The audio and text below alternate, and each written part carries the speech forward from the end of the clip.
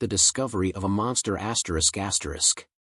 The Galactic Council chamber loomed high above the glowing spires of the central capital world, a structure of cold precision, untouched by time. 100 alien species filled the amphitheater, murmuring in hushed tones. The air carried a tension that had not been felt in centuries.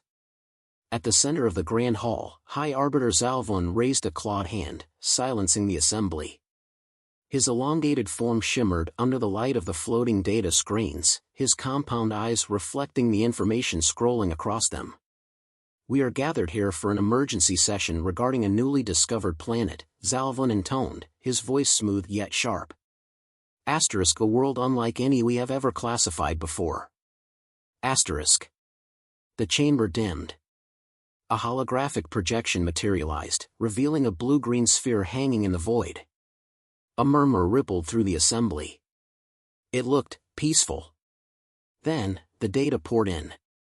Storm patterns large enough to engulf continents. Temperature fluctuations that would turn lesser beings to dust or ice. A biosphere teeming with apex predators that stalked their own kind. Famine, plagues, planetary wars, eras of destruction followed by eras of reconstruction. The projection zoomed in. Archival footage surfaced, great mushroom clouds rising over barren lands, fire-consuming cities, soldiers braving bullet storms with cold determination. A battle-scarred history etched into every layer of its civilization. "This," Zalvun continued, his voice tight with unease, ***, is a Class 14 Deathworld. The most extreme classification ever recorded. ***. Gasps and clicking mandibles filled the room. A Class 10 world was a cosmic nightmare. But 14? It was unheard of. Seated among the delegation, Dr. Elias Voss felt his stomach drop. He recognized that planet instantly. Earth. He barely heard the voices around him, the debates breaking out. His mind reeled. The Council had long dismissed humanity as insignificant, just another species scraping by in the darkness.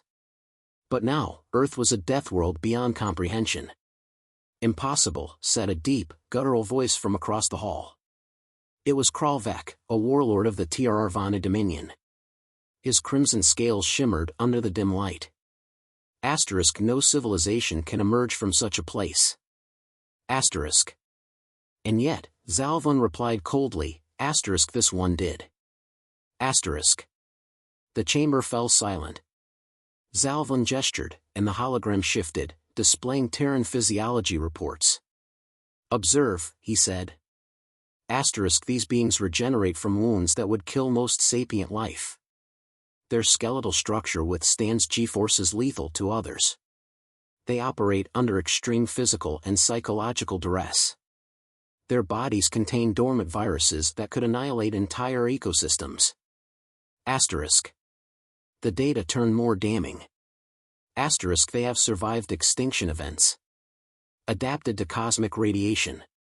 Manipulated their own biology. And despite their intelligence, they are violent beyond reason. ***. The images returned, wars, devastation, weapons engineered with terrifying precision. The Council members shuddered at the sight of firebombed cities, fleets burning in low orbit, chemical weapons that melted flesh. They do not fear death, Zalvun stated. ***, they embrace it as part of their nature. ***. The weight of those words hung heavy in the chamber. Elias clenched his fists. He knew how this would play out. The Council would see Earth as an abomination, something unnatural that defied the very logic of survival. He stood. "You're looking at this all wrong," he said, his voice steady but firm. All eyes turned to him. ***, you think their survival is unnatural? It's the opposite.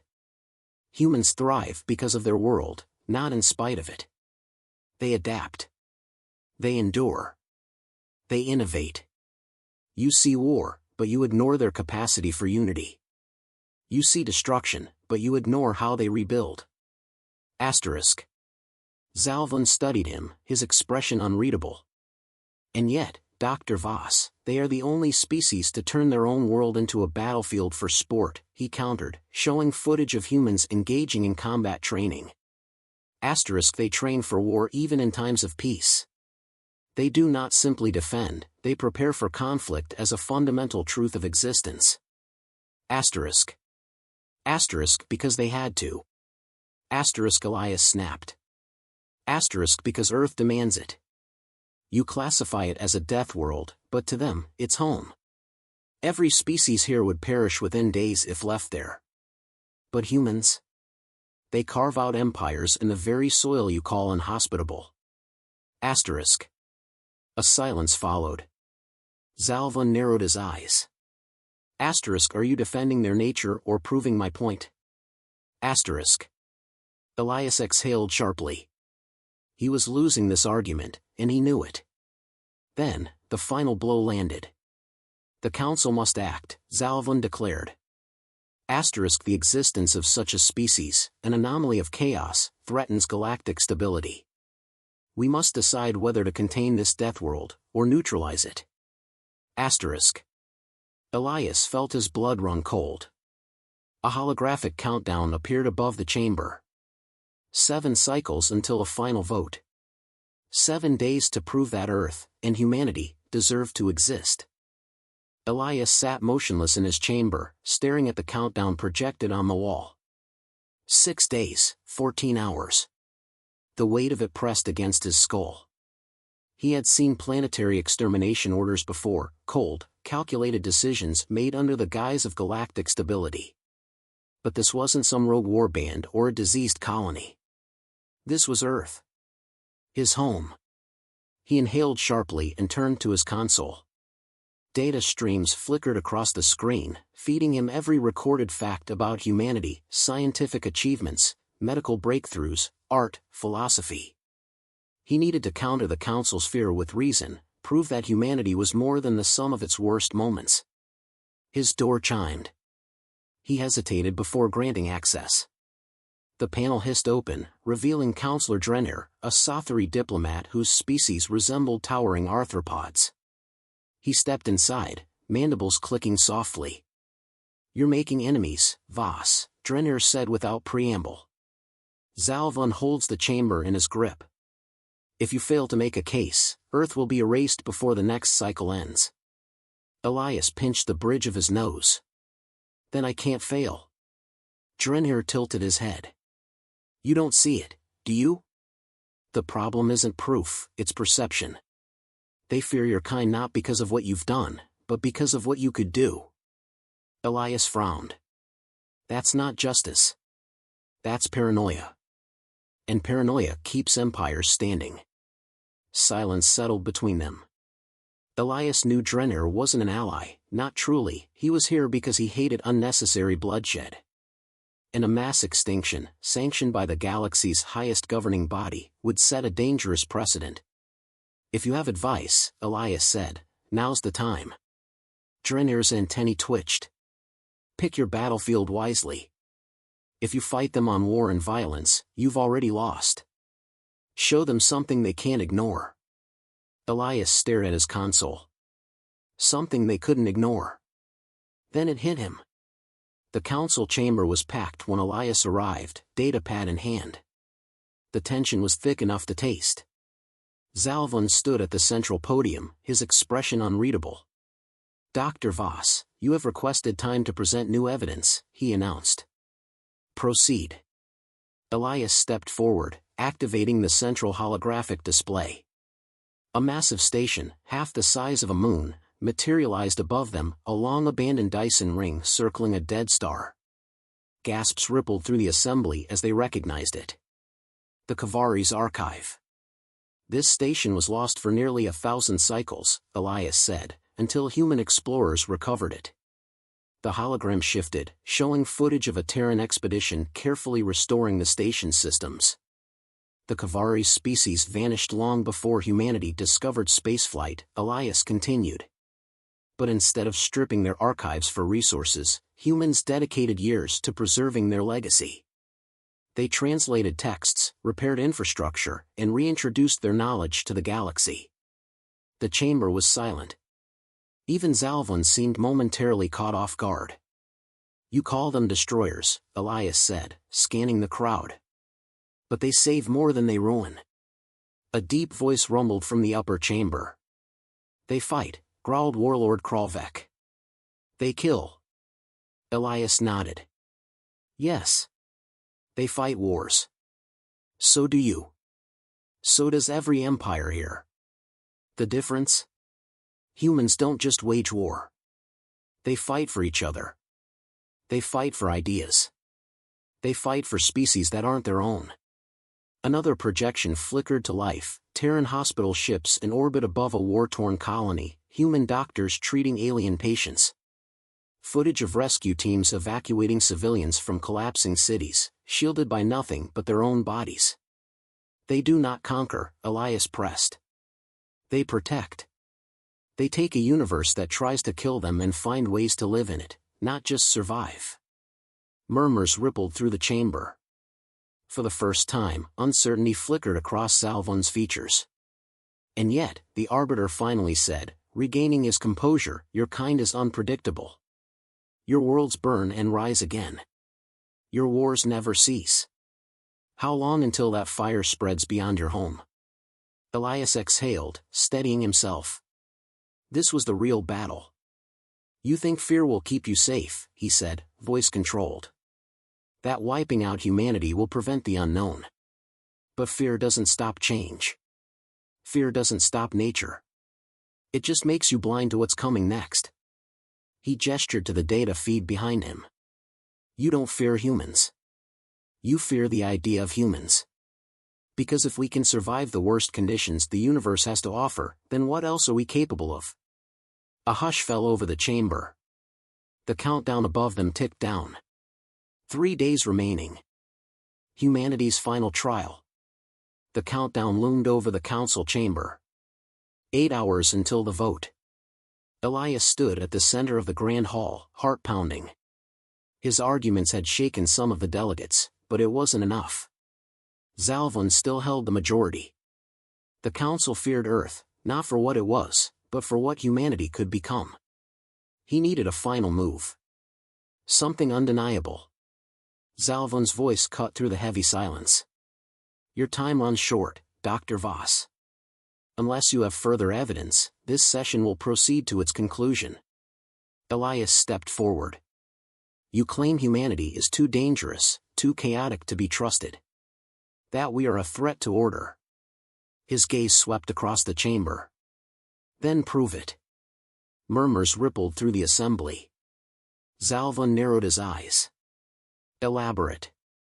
Elias activated the central display, revealing a vast digital landscape.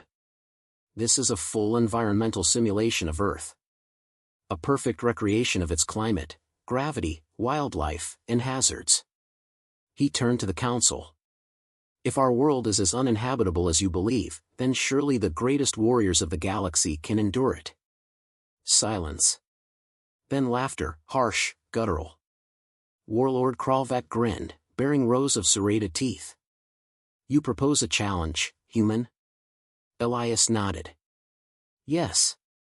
You're strongest against Earth's conditions. If they can survive for one planetary cycle, 24 Terran hours, you will have proven your fears justified. If they fail, he let the words hang. Then perhaps you've underestimated us. The council erupted into discussion. Some called it madness. Others saw an opportunity. Zalvon remained still. Finally, he raised a clawed hand. Very well. The chamber fell silent. We shall see if humanity's home truly deserves its title as a Deathworld. The simulation chamber was vast, its walls lined with observers from every species. Delegates watched from secure viewing platforms, murmuring as the contestants entered. The challengers were legends, elite warriors from high-gravity worlds, bioengineered super soldiers, apex hunters from the deadliest planets known to the Council. They were outfitted with minimal survival gear, their confidence evident in every step. Elias stood on the opposite platform, watching them. He wasn't nervous for humanity. He was nervous for them. A voice echoed through the chamber. Simulation initializing. Environment, Earth. Difficulty, standard. The world materialized around them. A dense jungle, humid and thick with unfamiliar sounds. Towering trees stretched toward a burning midday sun. The air shimmered with heat. In the distance, rolling mountains loomed under a sky that promised storms. The test began. The first challenger fell within an hour. A Zelari huntmaster, renowned for tracking prey across volcanic wastelands, collapsed after inhaling a lungful of pollen. His twin hearts stuttered under an allergic reaction, his body convulsing as the simulation ejected him. Elias barely suppressed a grim smile. "Welcome to hay fever, buddy."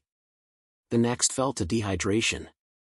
A reptilian warlord, built to withstand scorching deserts, struggled under Earth's humidity. He lasted 3 hours before his system overheated.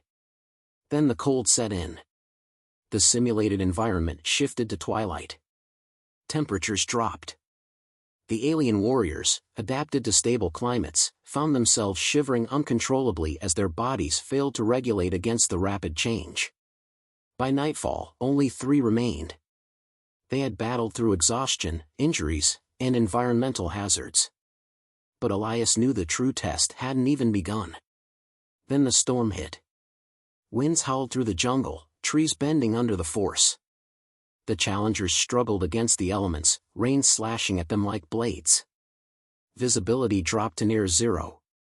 Their advanced senses, built for controlled environments, became liabilities in Earth's unpredictable chaos.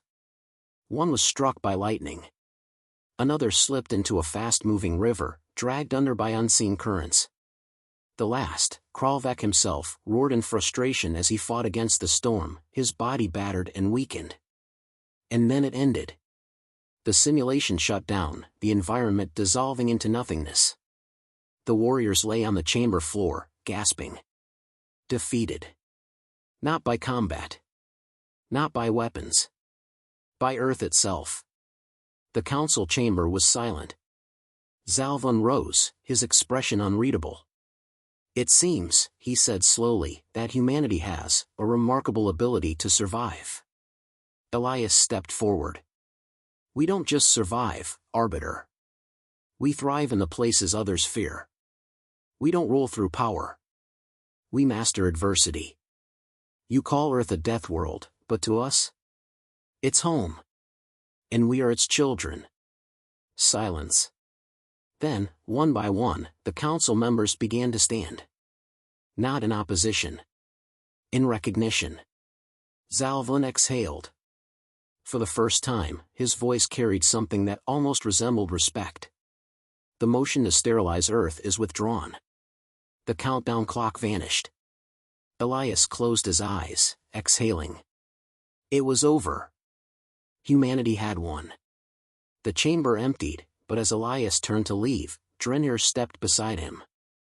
"You realize what you've done, don't you?" the diplomat murmured. Elias glanced at him. "Enlighten me." Drenir's mandibles clicked. "You didn't just save Earth. You made them fear you in a new way. The galaxy now knows that humans don't conquer with war. They conquer with endurance." Elias smiled. "Good." He strode away. "Welcome to Deathworld. We call it home."